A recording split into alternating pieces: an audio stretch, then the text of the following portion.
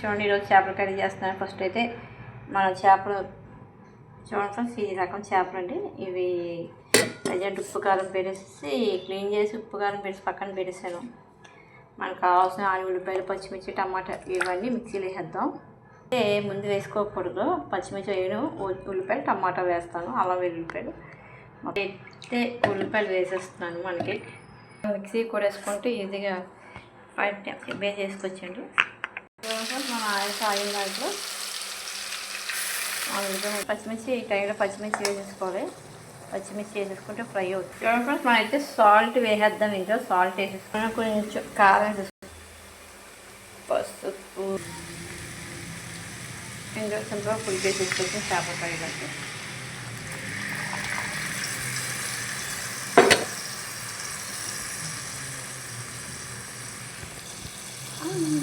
ఇప్పుడైతే మన చేపలు వేసేద్దాము ఒకటి పులుసులో చేపలు. చూడండి ఫ్రెండ్స్, మన చేపల పులుసు అయితే దగ్గరికి అయిపోయినట్టు మన చేపల కర్రీ అయిపోయినట్టు. ఓకే ఫ్రెండ్స్, మరి